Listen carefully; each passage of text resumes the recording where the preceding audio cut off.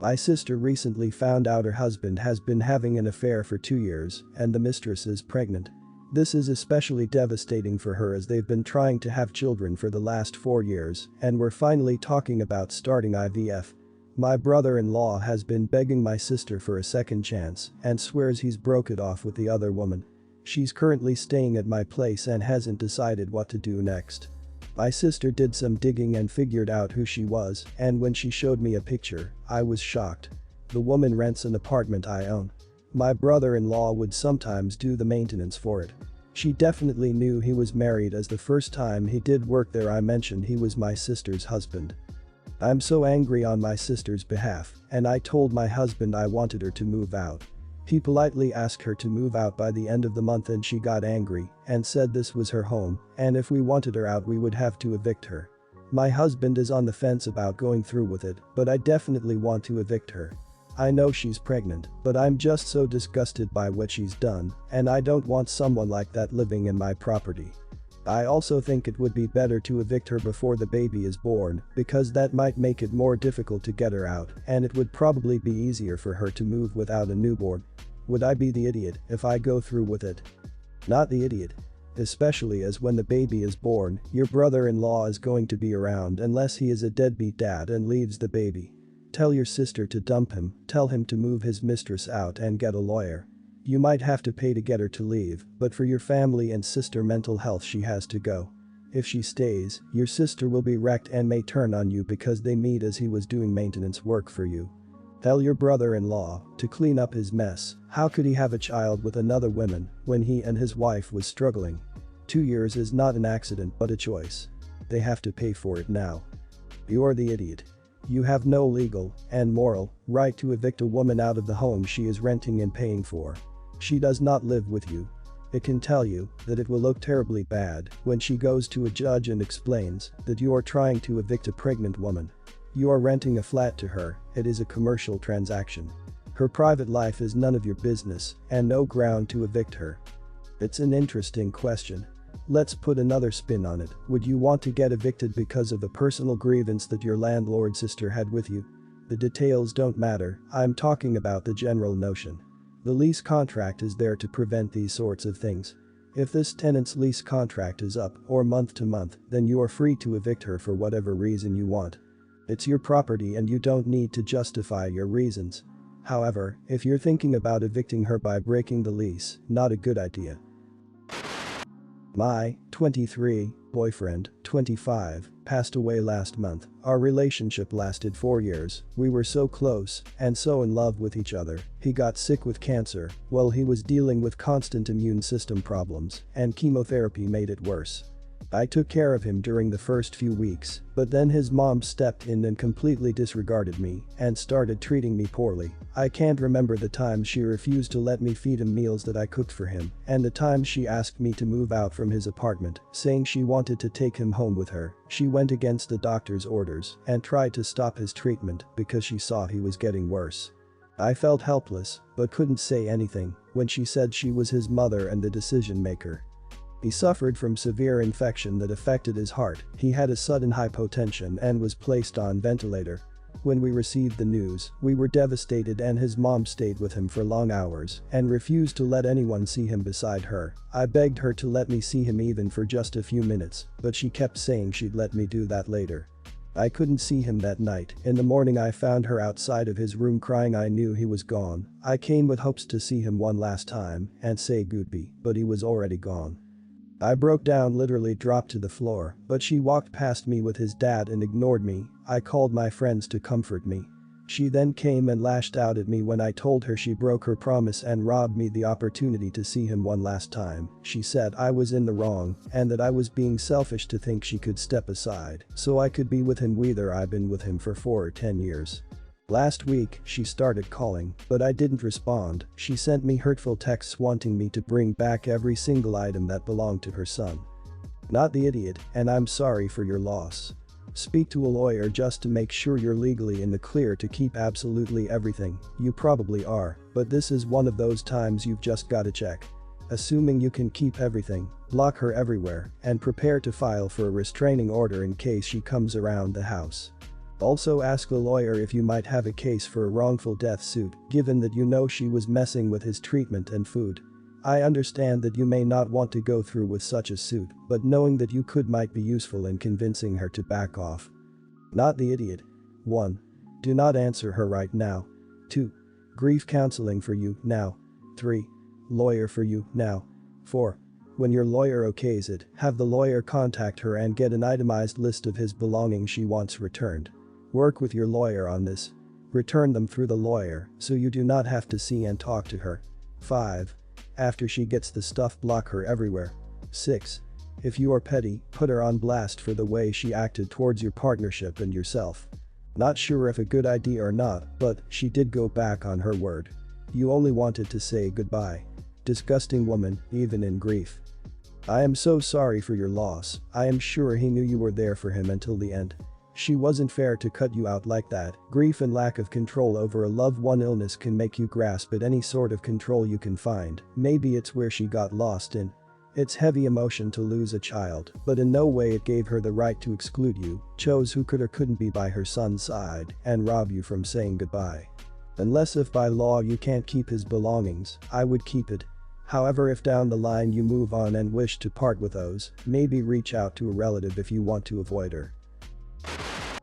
Over the past year and a half, my fiancé, Jose, 27, and I, 25, have been planning a wedding for July of 2021. We've been together for 10 years and have lived together for 3 years.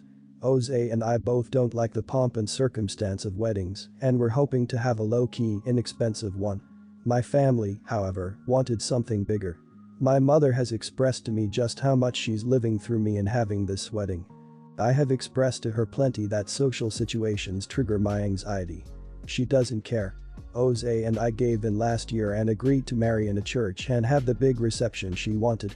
Jose made sure if we were going to do this, my parents would pay for both the venue and the church fee. They agreed. Planning was stressful, and it caused a lot of tension between Jose and I.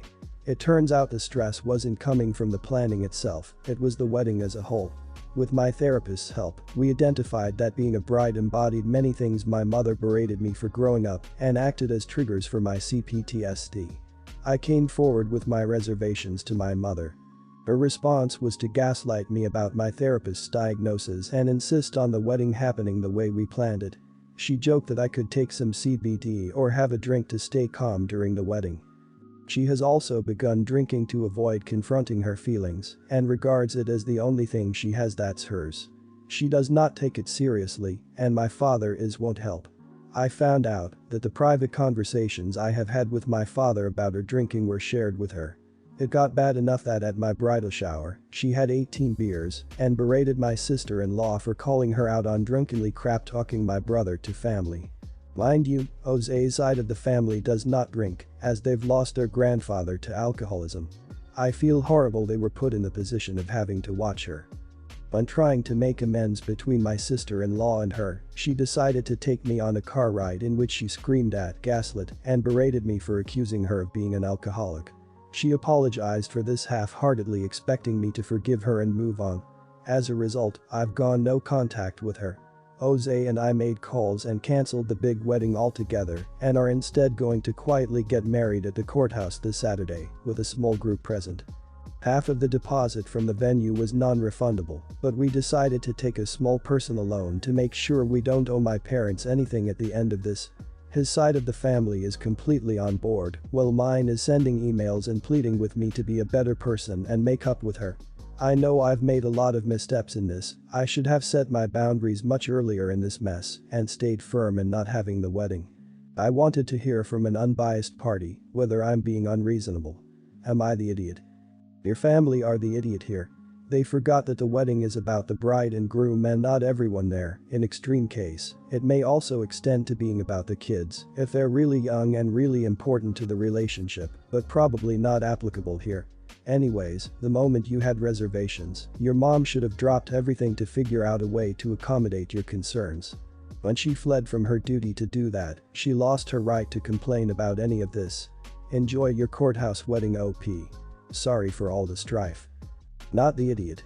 You said it perfectly, that you should have set boundaries sooner, and I think you're being quite responsible making sure the deposits are paid, even though you didn't want them in the first place.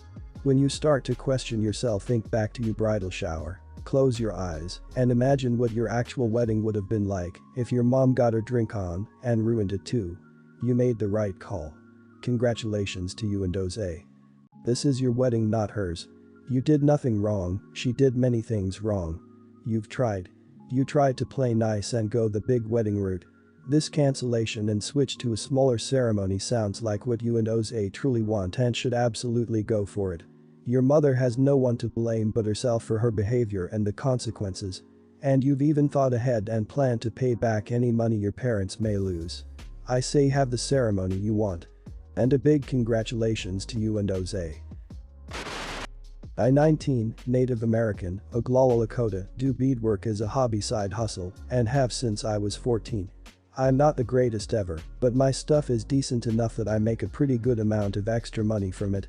My older brother's, 26, fiancé, 35, is a nightmare. My whole family does their best to be respectful of her and of their relationship, but she treated us like a unique oddity because of our culture, and when that fascination wore off, she began to treat us like we were uncivilized and dumb. I argue with her a lot and I was certain she hated my guts. Until a few days ago when she came to me with a gift card that had $150 in it. She was being pure sweet to me and said she was sorry for getting off on the wrong foot. I said it was okay, I understood but wished she'd be more respectful of us. Then she started talking about her plans for a Native American wedding with my brother. I was annoyed and knew it was going to be disrespectful as hell, but I didn't say anything, I just talked to my bro later. Then she asked how much I charge for the earrings I make. I told her $35. She tried to barter with me, and when I told her I was firm on my price, she got mad but was quiet. After a bit she said okay, could you make a pair for me and my bridesmaids and maids of honor? 12 pairs by November. I could do $400 for them. I never take orders because I hate being rushed, so I told her I'd have to think about it. She left all angry. About an hour later my bro came into my room and was getting mad at me. He said his fiancée already paid for the earrings, and why couldn't I just give them a family discount in exchange for being in their wedding? I told him no, she didn't pay, she gave me a gift. He asked for it back and I told him no. She didn't say it was for the earrings. An argument ensued between my bro, his girl, and I that ended with her telling me I wasn't allowed to come to their wedding and wouldn't be allowed to see my nephew and niece if they had kids. I said Kool-Aid, I don't like you anyway and never wanted to be in your wedding and that they weren't getting the money back. Then she had the audacity to go into my room and start looking around for the money. I told her to get out and she started insulting me and my beadwork.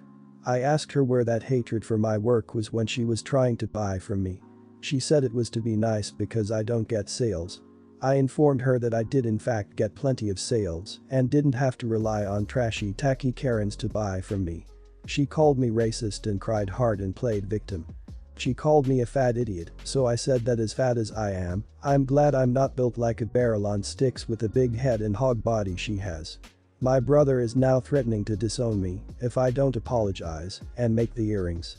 I know I was argumentative, but I felt so disrespected. Am I the idiot? Not the idiot. I'm so sorry that you have to deal with someone like that, and for the fact your brother won't even consider your side of the argument is insane. She provoked you over time, and it was a there they blow moment. She got what everyone was probably dying to say. People tend to overlook labor when it comes to custom work as well as supplies. $35 for a pair of handmade earrings is very fair. There is a bigger issue at stake here, which is your future sister-in-law's attempt to use Oglala Lakota culture without learning anything about it. Is it okay that she is stupid? Sure, since we are hardly taught anything about indigenous culture at school, she probably doesn't know much. Is it okay to stay willfully ignorant while appropriating the bits you like in some weird stereotyped way? No. Everyone's the idiot here. Sister-in-law is clearly the bigger idiot. You're not obligated to work for free or cheap for anyone, let alone someone who treats you so poorly. But did you really have to dig the hole deeper by insulting her in the way you did? I don't think you really need to apologize, just realize in the future there are ways to de-escalate situations like this without giving in to the idiot or going down to their level with childish name-calling. I, 18, am a triplet. We're all identical, James is the eldest, followed by Tom, followed by me. We recently started uni together, having moved from an affluent area of London to the north of England. Our family is pretty well off, and all three of us will graduate with zero debt. Sometime last week, I was approached by a girl I vaguely recognized as one of Tom's friends, and she congratulated me on my scholarship before asking me about where I'd thrifted my designer jumper from. It wasn't thrifted. I'd just bought it.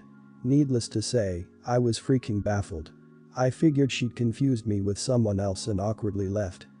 I mentioned it to James later that evening when we got home, and he mentioned something similar had happened to him, something about a guy asking where he'd found a second-hand MacBook in such good condition.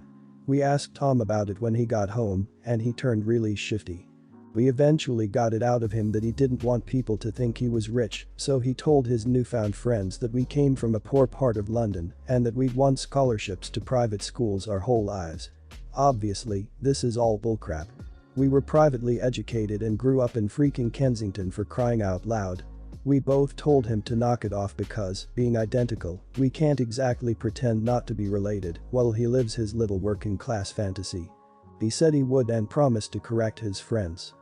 A couple of days later, another girl approached me outside my building and asked me about applying for the same uni scholarship you have.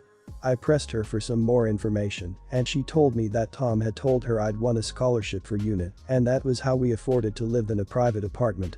I proceeded to tell her he was talking out of his arse and that our parents paid for the apartment. I also corrected a few other misconceptions about our financial status. Word must have spread quickly because Tom was practically foaming at the mouth when he got home. He screamed at me that I should have just gone along with it and that now his friends don't want to talk to him. I told him it was his own fault for crying poverty. James told me he thought I was right to correct Tom's friends, but I should have some sympathy for Tom's insecurities about being wealthy and that he was probably worried about being taken advantage of for being well off. Am I the idiot? Not the idiot. I understand why he might not have wanted to tell people he was rich, but creating a whole backstory for, not just himself, but his two twin brothers as well is too far, and to be honest a little stupid. Like, did he think that both of you would have just gone along with a lie for potentially years? Also, as someone who grew up poor, if you're from money it makes it worse to pretend like you're not. It comes across as patronizing. So he told a massive lie about his background in his first week in university and expected to keep it up for at least 3 years. Also, I once lived with someone like Tom and it was a nightmare. Trust me, people will have seen through before the end of freshers. I would have much rather than someone be honest about their background than poverty cosplay. It's just disrespectful. I went to college with a friend classmate who was personally loaded. Like millions from trust fund, his grandparents set him up for loaded. He was very uncomfortable about this and asked us to not mention it, which was fine, because it's not something that naturally comes up in conversation anyway. However, he never pretended to be poor on scholarship. And who the hell brings that up in conversation anyway? Not the idiot.